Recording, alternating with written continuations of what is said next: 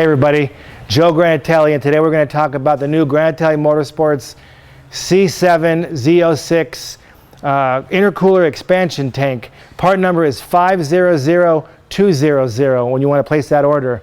Let me zoom in on this product and we'll show you a couple cool features and benefits about our product.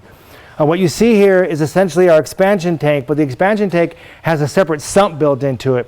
What the little sump does is that guarantees you always have water going to the cooler pump, and it allows the air to burp out to the top. So you're never going to have that problem, which is typical of expansion tanks, is when the water goes in there, if there gets any air in the system, like when sloshing around, it creates foam. You don't want a foaming system. By building a separate sump that's built in, we eliminate the chance of having any kind of foaming or any kind of air going in the water system. Also, what this does is it guarantees that your intercooler pump always has, or heat exchanger, some people call it a heat exchanger pump, always has a good even water flow going to it. But if you focus on this down here, what you'll notice is we use PEM stock OEM stainless steel quality soft hardware, and what that does, that guarantees it's going to give you, a million miles rust free, no issues. Every time, not going to have any problems. If you look over here, one of the cool things is you look at the inside, you'll see we actually window this system. So now the upper tank is, the upper lens you can see is windowed, so it allows you to make sure that you have water flow at all time. And we actually use an O-ring. What that O-ring does, that guarantees you're never going to have any leaks. What's really important about having a window is, and from our past Ford experience, is that a lot of times the OEM Bosch pumps, they fail, and when they stop flowing or stop pumping, you don't realize that your intercooler is not really working effectively. So by putting a window in there, it allows you to actually see the coolant flowing through the system at all times, and it just makes sure that you've always got a full tank, but you also got a tank that's working to its best abilities. So why don't you follow along as we do this installation, and we'll go over a couple of unique features and benefits while we're doing the installation. Okay, so what we're going to do now is we're going to prepare the area. A couple things need to be done. So what we're going to do is I put a white line here already, but I measured 2 inches from this area to this area. So I measured 2 inches, and that's going to give me a nice bend that's going to go on top of my can.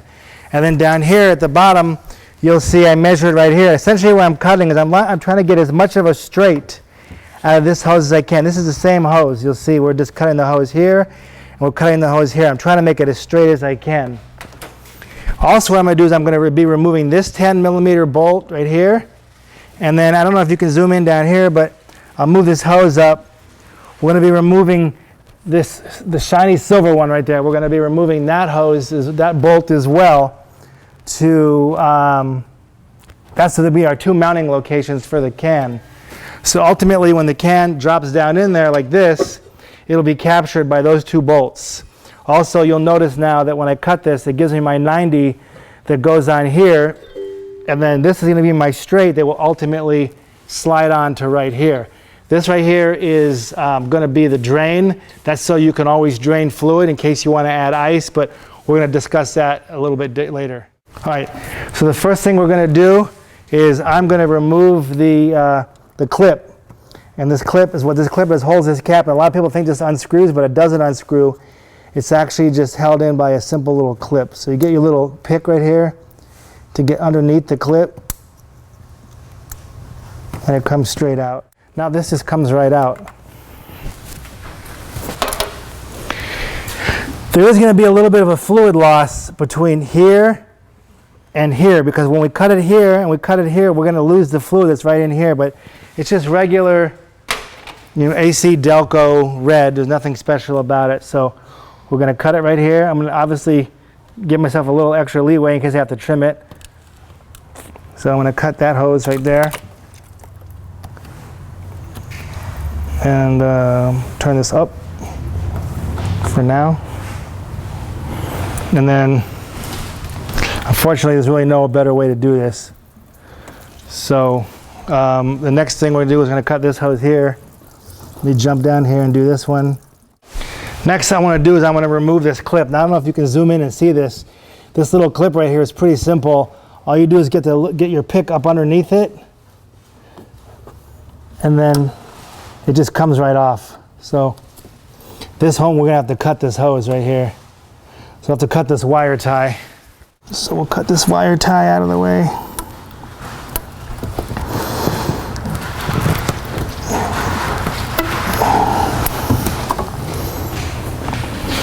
Remove that hose. So you really don't need that anymore, but it's there for now.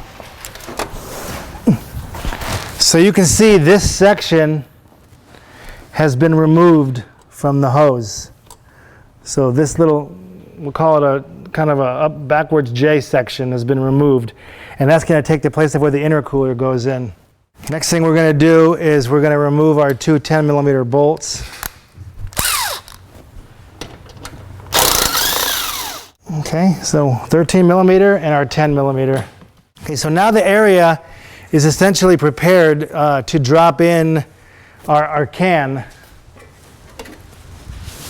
So the next step is going to be to put this can into place. So one of the things I want to show you, one of the cool features and benefits of our design is we have on the inlet, we have the spray bar pattern. So what that does is it actually transfers water all the way across the can. Instead of having it just dribble right here and go straight down, it actually goes all the way across. And when this chamber is full of ice, that'll actually push the water across the ice cubes a lot easier.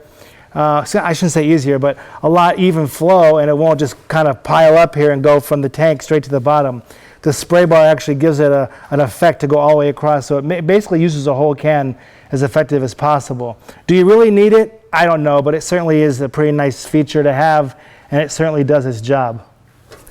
The other thing I want to show, I don't know if we can get down in there or not, but you'll see the light, the camera will go down in there, and you'll see there's a screen down there, if you will. That keeps debris out of the pump area, and it also stops ice from coagulating and getting stuck inside the box. So the idea behind this chamber is that if you fill it full of ice at the drag strip or whatever, it'll cool your water temperature going in and out of your intercooler and your heater cores for the supercharger, and it will effectively drop your inlet air temperature. What we're going to do now is what I did is I squeezed this clamp. There's a proper tool for this, which I have. I'm not using it. And I rotated my hose around so that it lines up perfectly. So now this hose is going straight down, but because I'm anal, I'm going to make that clamp go straight with this one. So I'm just going to squeeze this, line it up perfect. And now the two clamps will line up. Next thing we're going to do is we're going to just put the cap back in, because now we'll be able to fill it from our big tank over here. So push that back in. Remember, it doesn't screw in, and then we just put the clip on. And it goes right on like that. Okay, so there you go. Now it's time to put the tank in. Also, I screwed in my 3/8 MPT drain. And we give you a little hose. That's so that in the event you want to drain it at the racetrack, you don't drain it all over the engine compartment. It drains down to the ground. You put a pan underneath it. I assume guys are going to be die-hard drag racing. You can just run ice water through it, and then when you're done and you're driving on the street, you can always go back to your red coolant. So what I'm going to do now is I'm going to put this in. I'm going to fish our clear hose down. This goes around the inside of the shock, and it really just drops straight in. It's not really a big deal. It's not a lot of, no muss, no fuss. Just drops right in. You'll see my hose here, and then you'll see this one here. It's perfect now.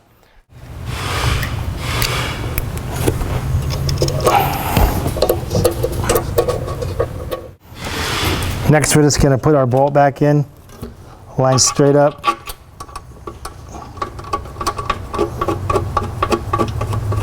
Make it snug, and then we're going to line this one up. This one might not work too good off camera because, you know, there's a lot of stuff in the way, but from where I'm standing, it's an easy angle. I don't know if you can see down there. It lines up perfect. All right, guys, so we got the tank installed. We put this clamp back. We made it straight, put it down. Got this hose clamp tight. Got the ring gear clamp on the bottom barb down here tight. Our petcock valve is closed right now so that we can fill it with fluid. And I got the bottom hose back on. So it was a relatively simple installation. 2 bolts, a little bit of work. Quite honestly, you know, there's probably about 5 or 10 minutes of off camera while we're fiddling around, but I think that this job can legitimately be installed in about 30 minutes with the engine cool. You'll notice here that there's a rubber gasket here. This is our prototype. Production, this actually has an O-ring groove all the way around, and this is going to be windowed. I'm refilling it with regular AC Delco Dexcool, which is a factory equivalent. So you'll see here that we're almost halfway up, and we've used about 3/4 of this gallon. So I could put the rest of this in and it would be a full gallon that we've added, but I'm going to do the rest with water.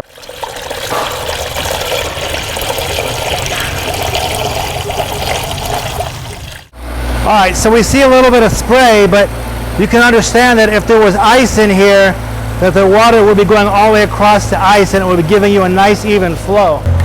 And then we're going to put our top on it. Clamp that down and we're done.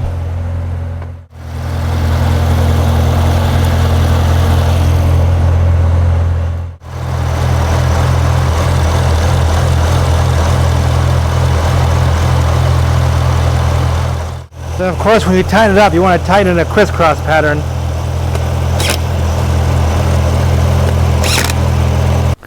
All right guys, so there you have it. Complete installation of the new Granatelli heat exchanger reservoir. Essentially what we're doing is we're increasing capacity by a gallon, almost a gallon and a half. It's about 1.35 gallons to be exact. And by adding that extra cooling effect, you're now giving the heat exchanger in the nose of the car more time to cool the fluid as it comes out. This is the discharge. So the hot coolant will come out, it'll sit in this tank, and it will now go through the heat exchanger and then come back in and enter the blower cooler. And by adding capacity, you are in fact allowing the engine to make more power because you're keeping the air temperature cooler, especially from a racing application where you would fill this full of ice, and now you could effectively drop the temperature by as much as 100 degrees water temperature, which would drop the air intake temperature by at least 65. So thanks again.